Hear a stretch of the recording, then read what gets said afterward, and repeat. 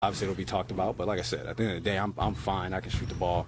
And at this point in the season, everybody has something. Obviously, a bone might not be chipped, but something is hurting on everybody. So you go out there and you still play the game. I'm not worried about it. It's going to be the cliche. It feels regular season. Probably don't play. Sit out for a week or two. See how it feels.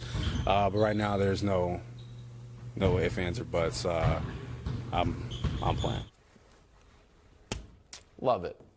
You got a question? Well, are we lighting the beam tomorrow? Well, I'm glad you asked me that, but I'll answer it in just a moment. But first, if I may look into the camera, I gotta address something with the audience. So, the news of De'Aaron Fox's injury came down while we were live on the air, and then Kevin Wildes and I had a couple rough moments because while we were on the air but not on camera, Wildes accused me of pouting and said, and I quote, "We all love basketball, but we're doing a television show," and I held it in quite well, but I got very angry. And the next day, I walked into Kevin Wildes' office, marched right in and said, "Hey, a lot of things we can joke with on the show.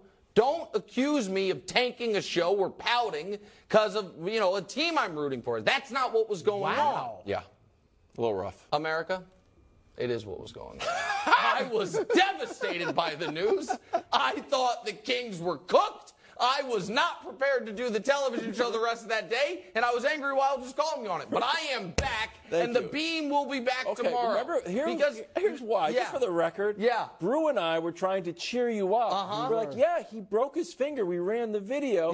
But he also hit that big three. You're like, I don't care. I think it was adrenaline. He can't shoot with a cast on his finger. Like, I thought all that. And I thought maybe they were going to make him have surgery. Listen, I trust the NBA injury report. The team won't let him play. Yeah, listen, guys, I'm sorry. I trust the Mike Bass and NBA PR. And when they say a guy is doubtful, I then doubt that he's going to play. But now he said he's 99%, and now we're back to this situation. The Warriors on the road against a faster, younger, hungrier team. And very specific prediction. Tonight's the night. Kevin Huerter shows up to the series. Kevin Huerter makes some shots. He was even in the series. Keegan Murray showed up to the series, the rookie, for the first time in Game 4. Is he going to show up tonight? Well, he's going to be better than he was in the very beginning of the series. Won't be as good as he was in Game 4. We light the beam tomorrow, and the Warriors are on the brink because De'Aaron Fox, my guy, is fine. I didn't think he would be, but he's fine. Look, I like that you guys let the audience behind the curtain. I didn't even know all that stuff. No, you didn't. You called him. Nick didn't have his game face on. Nick's young. And you know what I say about young people, Dusty? That's right. Young people be soft. Now that is about, because De'Aaron Fox is showing toughness. No, it's not about De'Aaron Fox. Gotcha. It was Nick the other day when he was sulking. It's about me? I think sulking is the better word. Pouting, I don't know if exactly. You know what? I wouldn't have been nearly as offended, Brew. Really? Really? Sulking, yeah, of course. All right. Pouting, it's so insulting. Sulking is equally insulting. It's about the same, but since he likes sulking better, we'll go with that. What do you think's going to happen tonight? I think the Warriors win. Oh, on the road? Yep. You know, they got to win one on the road. No, they don't, actually. They don't actually. To win the series, they got to win one on the road. I don't think Keegan Murray's going to obviously not do what he did in Game 4. He was great. Give me Iowa Mafia, Keegan. I know you're from Iowa. Great job, but he won't do that tonight. Huerter might hit a couple shots. I'll give you that. He's a good shooter. And Fox, I'm glad he's playing. And he might, look, we've seen guys historically who are injured. I mean, heck, Ja in game, 3? Yeah. So he might have a great game. And he did hit the 3. I think he hit a runner before that, too, after the injury. So he still may be able to shoot well, but I just think Golden State now has found itself. I'm not concerned about the road. Hold on, I don't think they're concerned about the road. What makes you think? I think, well, one, they have Andrew Wiggins, who's getting better and better every game. I think they have a lot more versatility. Now they're like, even if we don't start Draymond, we got this offensive high-octane unit we can start. Draymond is, I love his attitude right now. Are you starting Draymond if you're Steve Kerr, or are you keeping him on the bench? I think they could go either way. I don't have a problem with them going either way. I'm thinking, though, they might start with the offensive lineup and have Draymond come up. Draymond said they should stick with what they did in Game 4, which was not start him. Was there a game I missed? Because the last time I saw these two teams play, it came down to literally the very final shot. Because a veteran championship pedigreed roster got shook by these young upstarts. Yeah. I don't think Steph Curry was shook. Well, then Steph Curry has stared LeBron James in the eye and gone head to head with him and come out victoriously. And I don't think I don't think really 2015 the Rams no. I don't think he is shaking in his boots at the sight of Keegan Murray. He forget the rules? He made a mistake. It happens. I know it's hard to believe it happens, but it happens. Yeah, once every 30 years I also think here's the thing. Yeah. They want to make up for it, especially Steph. He knows it was a gaffe. He knows he was fortunate to escape it.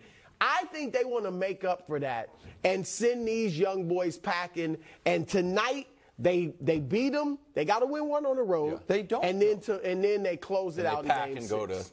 Close it out in game 6. Okay. Yeah.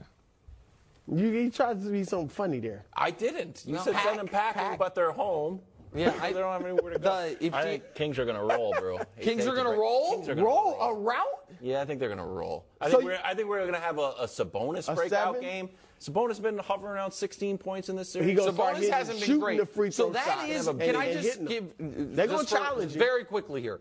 The reason to not have Jordan Poole start over Draymond is it gives you a better chance. If you're the Warriors, it's more likely Sabonis gets going early. Draymond's been awesome against Sabonis. That's been a huge part of the Warriors. They've been challenging him. Correct. But if they go small with just Looney out there, I do think that Sabonis could get going. So I think for the Kings, they'd be happy if Draymond. Let me say this quickly. Yeah. I will not be devastated if the Kings win tonight. You won't be devastated if the Kings win. I'll still be very confident. Of course. It's not taped. Medals time. Denver and the Wolves.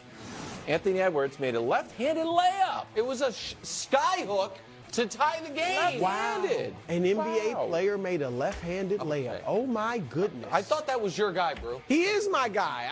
And it was a great shot. Reynolds' this guy, you could just say great shot by Anthony Edwards over the Joker. Speaking of the Joker, bronze medal. At first glance, this would be worth more than a bronze. 28, 17, and 12. But then you see he was 8 for 29 from the field, so you drop him down just a bit. Still, medal-worthy performance as the Nuggets close out. Do what the Celtics could not do, which is close out a far inferior opponent at home so you don't have to play a game 6. Silver medal, why couldn't the Celtics do it? That's right. Ice Trey. Trey Young. Bango. Janet Jackson, you got to move your concert because the Celtics were very impolite yesterday.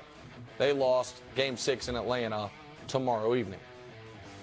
Gold medal, of course, Devin Booker. He was spectacular. 47, 8, and 10, nearly 70% from the field. The Suns scored 50 in the third quarter, and yet the game was still close late. There's the medal stand from last night's playoffs. Excellent job. Heat in Milwaukee tonight. We'll close with this. Bucks favored by double digits. Jimmy Butler doesn't care. He's shooting 63% from the field, 53% from 3. So the question is, how confident are you, Wilds? And I will say that's a great question. I'm expecting a big Bucks win. However, am I super confident? No, I am not. Well, look at these numbers, bro. This is the Bucks defense. They used to be good in the regular season. The defensive ratings now up 10 points.